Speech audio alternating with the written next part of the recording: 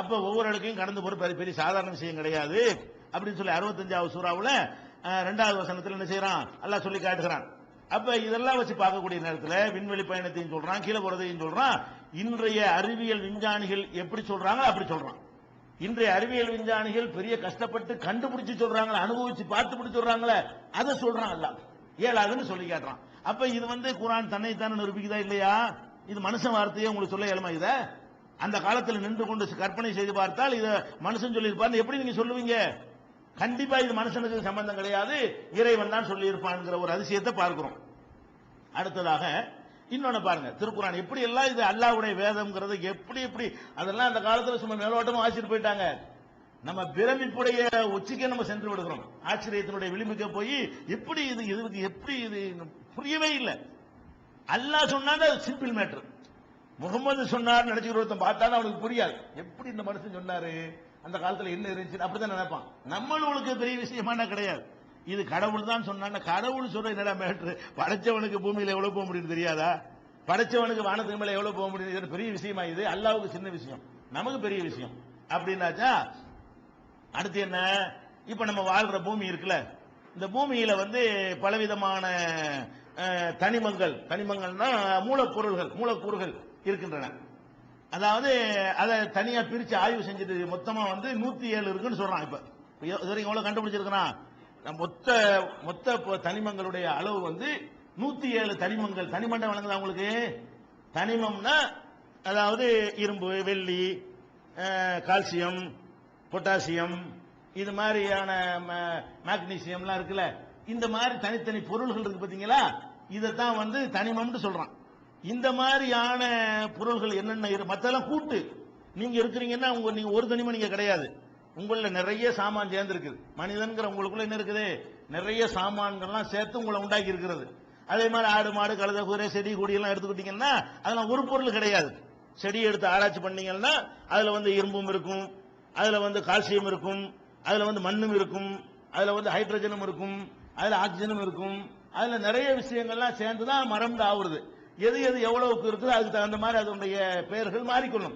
அப்படி இல்லாம தனித்தனி பொருள்கள் இருக்குல்ல, கூட்டா கலவையா உண்டாக்கப்பட்டது இல்லாம தனித்தனியான பொருள்கள் என்று சொல்லி எவ்வளவு கண்டறிந்திருக்கிறான்னு சொன்னா, மொத்தம் இந்த பிரபஞ்சத்துல இருக்கிறது 107 சாமா இருக்கிறது. இந்த 107 கலந்துதான் கோடிக்கணக்கான பொருள் உண்டாகுது. இந்த 107 தான் எல்லா பொருளும். இந்த 107க்குள்ள ஏதாவது 10 20 100 500 1000 மடங்கோ இருந்துகிட்டு இருக்கும். எல்லாம் இந்த 107 தான் இத்தனை கோடி. நீங்க மனுஷனா இருந்தாலும் சரி, கழுதையா இருந்தாலும் சரி, குதிரையா இருந்தாலும் சரி, உட்கார்ந்துருக்கிற பாயா இருந்தாலும் சரி, போட்டுக்கிற கண்ணாடியா இருந்தாலும் சரி, தொப்பியா இருந்தாலும் சரி, இந்த 107க்குள்ள 5 10 20 இத்தனை இருக்கு. அதுல இந்த 107 சாமான்கள்ல இருந்துதான் எல்லாம் தயாரிக்கப்படுகிறது. அப்ப 107 தனி மூலப்பொருள்களை என்ன செய்யறான், மூலக்கருக்களை மனிதன் கண்டுபிடிச்சிருக்கிறான். இந்த 107ல இந்த பூமியில எடுத்துக்கிட்டு, அதாவது 107 நீங்க என்ன செய்யக்கூடாது, தனிமம்ங்கிறது கண்ணுக்கு தெரிகிற மாதிரி பொருளை மட்டும் எடுத்துக்க கூடாது.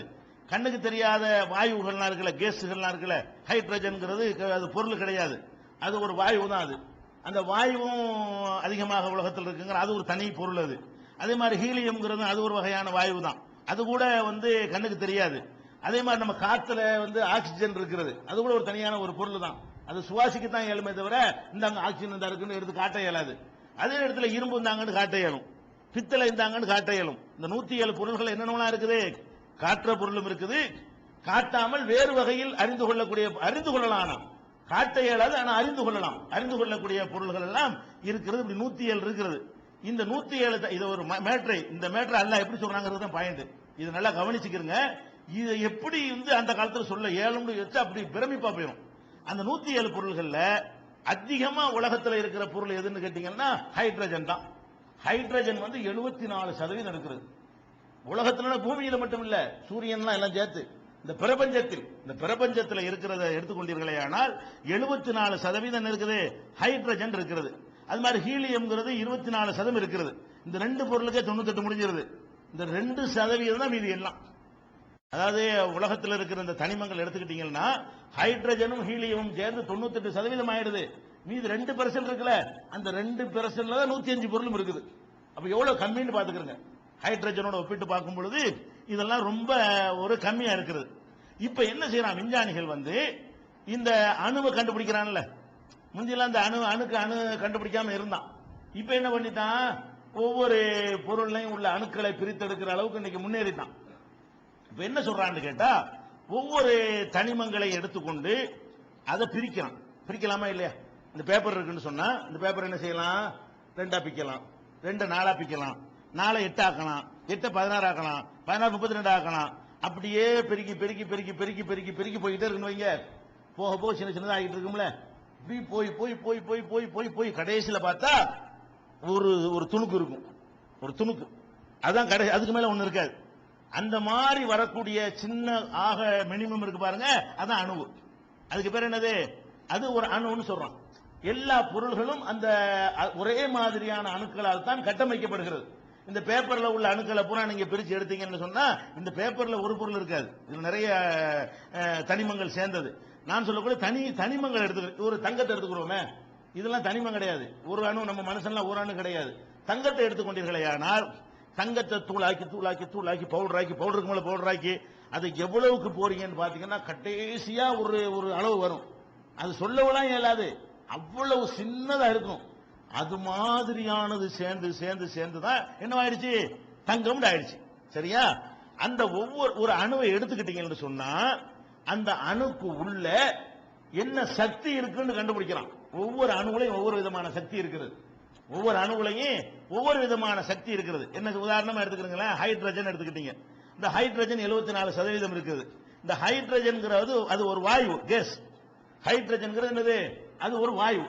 அந்த ஹைட்ரஜன்கிற வாயுல அந்த ஒரு அணுவை எடுத்தான்னு வைங்க, இந்த ஹைட்ரஜன்ல எடுத்து அதுல சின்ன சின்னதா குறைச்சிக்கிட்டே வந்து ஒரு அணுவை எடுத்தான்னு வைங்க, அந்த அணுவுக்குள்ள என்ன சக்தி இருக்குன்னு உள்ளக்கு போய் அந்த ஆற்றலை எடுத்து பார்த்தான்னு சொன்னா ஒரே ஒரு எலக்ட்ரான் இருக்கு, ஒரே ஒரு புரோட்டான் இருக்கும். இந்த ரெண்டும் சேர்ந்தா அந்த ஒரு அணு. அந்த ஒரு அணுவுல என்ன இருக்கு, ஹைட்ரஜன் அணுவுல, அதாவது ஹைட்ரஜனுடைய அந்த சின்ன பொருளை நீங்க பிரிச்சு எடுத்தீங்கன்னா அதுக்குள்ள 2 விஷயம் இருக்கு. அதுல என்ன இருக்கு, ஒரு புரோட்டான் ஒன்னு இருக்கும், ஒரு எலக்ட்ரான் ஒன்னு இருக்கும். சரியா? இதுல வந்து ஒவ்வொன்றிலையும் ஒவ்வொரு விதமான அளவு இருக்கும். அப்படி இருக்கக்கூடிய ஹீலியத்தை எடுத்துக்கிட்டீங்கன்னு சொன்னா 4 எலக்ட்ரான் இருக்கும், 4 புரோட்டான் இருக்கும். இப்ப இரும்பை எடுத்துக்கிட்டீங்கன்னு சொன்னா இரும்புல 26 எலக்ட்ரான் இருக்கும், 26 புரோட்டான் இருக்கும். நீங்க வந்து இந்த 26 எலக்ட்ரானையும் இந்த ஒரு ஹைட்ரஜனை எடுத்துக்கிட்டு அதுல நீங்க எலக்ட்ரான் புரோட்டான் அதிகப்படுத்திட்டீங்கன்னா அந்த அணு வந்து இரும்புடைய அணுவா மாறிடும். உதாரணம், ஒரு ஹைட்ரஜன் அணுவை எடுத்து வைத்துக் கொண்டு அதுல ஒரு எலக்ட்ரான் ஒரு புரோட்டான் தானே இருக்குது, அதை நீங்க இன்னொரு 25 எலக்ட்ரானையும் இன்னொரு 25 புரோட்டானையும் சேர்த்தீங்கன்னு சொன்னா அது எப்படி சேர்க்கணுங்க, பெரிய மேட்டர். அப்படி சேர்த்தால் அந்த அணு எந்த அணுவா இருக்கு, அது இரும்பாயிரும். அது மாதிரி உள்ள ஒரு டன் எடுத்தா ஒரு டன் இரும்பாயிரும். அந்த அணுவத்துக்கு ஒரு மூட்டையில சேர்த்தே ஒரு மூட்டை இரும்பாய் போயிடும். அப்ப ஒவ்வொன்றிலையும் அந்த அணுவுல எத்தனை கணக்கு எலக்ட்ரான் புரோட்டான் இருக்கிறதோ அந்த கணக்கை நீங்கள் ஏற்றினால் பொருள் மாறிக்கணும். அந்த எலக்ட்ரான் புரோட்டான்கிற சக்தி தான் அந்த பொருளை தீர்மானிக்கிறது. பார்த்தா எல்லாம் ஒரே சைஸ் சின்னதா தெரியும். அது உள்ள என்ன இருக்குன்னா எத்தனை எலக்ட்ரான் இருக்குது, எத்தனை புரோட்டான் இருக்குன்னு பார்ப்பான். 1 இருந்தா அதுக்கு நம்பர் 1 கொடுத்துருவான். அதுல வந்து 94 வரைக்கும் வந்திருக்கிறான். 94 வரைக்கும் 1 இருக்கு, சில 2 இருக்கும், சில 3 இருக்கும், சில 4 இருக்கு. எத்தனை இருக்குது அதுக்கு தகுந்த மாதிரி அதுக்கு பேரு, தனிமத்துக்கு பேரு. இப்ப அதெல்லாம் பிரச்சனை. இப்ப வந்து இந்த ஃபர்ஸ்ட் உலகத்துல இருந்தது ஹைட்ரஜன் தான் இருக்குது. இந்த ஹைட்ரஜன்ங்கிறது தான் சூரியனுடைய வெப்பம், சூரியன் தான் ஜாஸ்தியா இருக்கிறது. இந்த ஹைட்ரஜன் சூரியன்ல அதிகமா இருக்குது. அந்த வெப்பம் அதிகரிக்க அதிகரிக்க அதுல உள்ள எலக்ட்ரான் புரோட்டான்கள் கூடி வேற சமான மாறும். வெப்பம் அதிகரிக்க அதிகரிக்க என்ன செய்யும், அது வேற ஒரு பொருளா மாறும். அப்ப இந்த சூரியனை எடுத்துக்கொண்டீர்களேயானால் இருக்கிற நம்ம கண்டறிந்ததில் சூரியன் தான் அதிகமான வெப்பம் உடையது.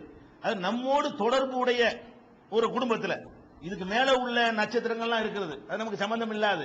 நம்ம சூரியன்ல இருந்து பிரிஞ்சு வந்திருக்கிறோம் இவங்க விஞ்ஞான கணிப்பு பிரகாரம்.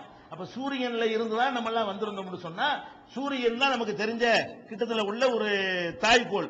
அந்த தாய்கோள்ல என்ன இருக்குன்னு கேட்டா மேற்பரப்புல 6000 டிகிரி வெப்பம் இருக்குது. மேற்பரப்புல மேல இருக்கிறது எவ்வளவு வெப்பம், 6000 டிகிரி வெப்பம் இருக்கிறது. உள்ள போக போக 7000, 7500, 8000, 8500 உள்ளக்க நெருப்பு பயங்கரமா இருக்குது. மேல கம்மியா இருக்குது, உள்ளக்கு போக போக இன்னும் அதிகம் 20000 டிகிரி சென்டிகிரேட் வரைக்கும் உள்ள வெப்பம் இருக்குது. மேல இருக்கிறது 6000, உள்ள போனா எவ்வளவு 6001, 6002, 6003 போயிட்டே இருக்கும். போன வரைக்கும் எவ்வளவு இருக்கு 20000 அது வரைக்கும் இருக்கிறது. இப்ப அந்த எவ்வளவு வெப்பங்கள் சேருதோ அதுக்கு தகுந்த மாதிரி அந்த பொருள் வந்து மாறும். அப்ப மேல உள்ள அந்த ஹைட்ரஜன் இருக்கு பாருங்க, அது மாதிரி உள்ள